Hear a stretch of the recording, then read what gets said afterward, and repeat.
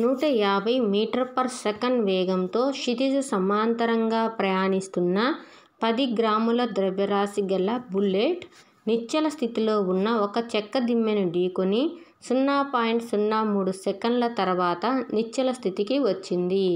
Bullet చెక్క దిమ్మెలో ఎంత లోతుకు దిగుతుందో లెక్కించండి. అంతేకాక చెక్క దిమ్మె బుల్లెట్పై ప్రయోగించే బల పరిమాణాన్ని లెక్కించండి అన్నాడు. ఇక్కడ ఎంత లోతుకు దిగుతుంది అంటే ఎస్ను కనుక్కోవాలి, దూరాన్ని. అలాగే బల పరిమాణం ఎఫ్ను కనుక్కోవాలి. బల పరిమాణానికి ఫార్ములా ఏంది? F = ma. ఇక్కడ మనకు 10 గ్రాముల ద్రవ్యరాశి అన్నాడు కాబట్టి m ఇచ్చున్నాడు. ఏ కనుక్కుంటే ఎఫ్ కనుక్కోవచ్చు. తర్వాత లోత్ అన్నాడు. ఎస్ను కనుక్కోవడానికి మనకు 2 ఫార్ములాలు ఉన్నాయి. S = ut + ½ at² ఒకటి ఉంది. v² - u² = 2as ఉంది. ఫస్ట్ ఇక్కడ మనకి ఇచ్చిన డేటా రాసుకుందాం. ఎంత 150 మీటర్/సెకన్ వేగంతో క్షితిజ సమాంతరంగా ప్రయాణిస్తున్నా అన్నాడు. అంటే దాని యొక్క తొలి వేగం ఎంత అవుతుంది? u 150 మీటర్/సెకన్² అయింది. నెక్స్ట్ ఎన్ని గ్రాముల ద్రవ్యరాశి అంట? 10 గ్రాముల ద్రవ్యరాశి గల బుల్లెట్ అన్నాడు. మనకు తొలి వేగాన్ని మీటర్/సెకన్² ఇచ్చాడు కాబట్టి ద్రవ్యరాశి కిలోగ్రాముల్లోకి మార్చుకోవాలి. 10 గ్రాములని కిలోగ్రాములోకి మార్చుకోవాలంటే 1 కేజీకి ఎన్ని గ్రాములు? 1000 గ్రాములు. సో 10/1000 వేసుకోవాలి. దాన్ని సింప్లిఫై చేసుకోవడానికి 10 కిందున్న 1000ని పైకి తీసుకెళ్తే 10⁻³ అవుతుంది. 1000 అంటే ఎంత? 10³ కాబట్టి పైకి వెళ్తే 10⁻³ 10 అంటే 10⁻1 ఉన్నట్టు. 10⁻³ -3లో 1 పోతే 10⁻² kgs అని వెయిట్. అంటే 10⁻² అని వేసుకుంటే మనకు ఈజీగా క్యాలిక్యులేషన్కి ఈజీ అవుతుందన్నమాట.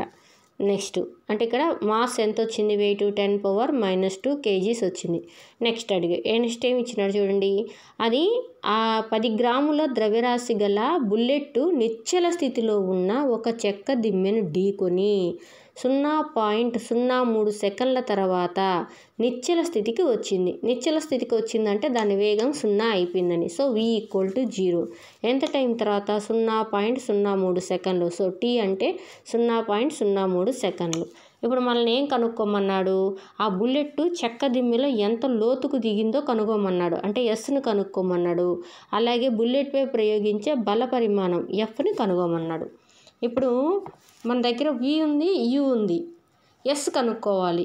ఎస్ కనుక్కోవాలి అంటే మనకున్న ఫార్ములాస్ ప్రకారం ఏ ముందు రావాలి. ఏ కనుక్కుంటేనే ఎస్ని కనుక్కోగలుగుతాం.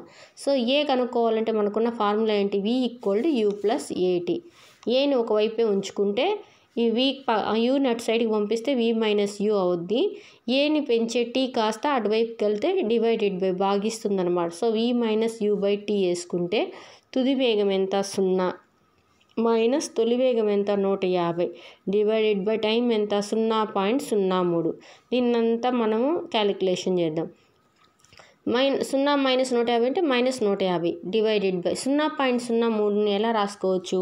3 × 10⁻², 3 × 10⁻²గా మార్చుకోవచ్చు. ఎందుకంటే 0.03ని మనం ఇలా 10⁻² వేసుకోవచ్చు.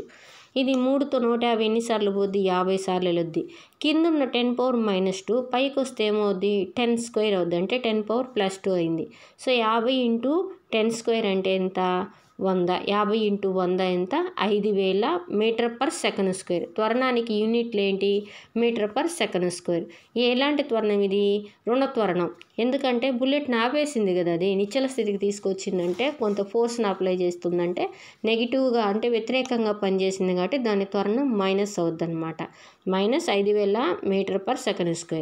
ఇప్పుడు ఫస్ట్ మనం దూరాన్ని కనుక్కుందాం. దూరాన్ని కనుక్కోవడానికి మనకున్న ఫార్ములాస్ అప్లై చేస్తే ఈజీగా ఉండేది ఏంటి? v² - u² = 2as అని తీసుకుందాం.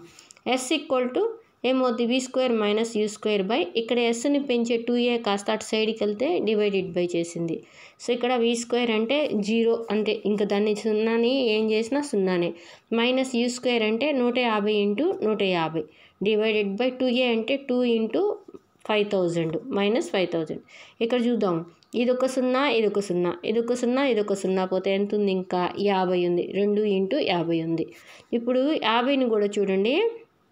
5 3 5 10 ఇక్కడ మళ్ళీ 5 2 5 3 సో మొత్తం ఎంత మైనస్ పైన ఎంత అయింది 3 3 9 కింద 2 2 4 -9/-4 మైనస్ మైనస్ క్యాన్సిల్ పోతే s = 9/4 4 2 8 ఇంకా ఒకటి ఉంటుంది సో పాయింట్ పెట్టుకుంటే 10 అయింది 4 2 8 ఇంకా 2 ఉంది 4 0 పెట్టుకుని 4 5 20 సో 2.25 మీటర్ల దూరం వెళ్ళింది బుల్లెట్.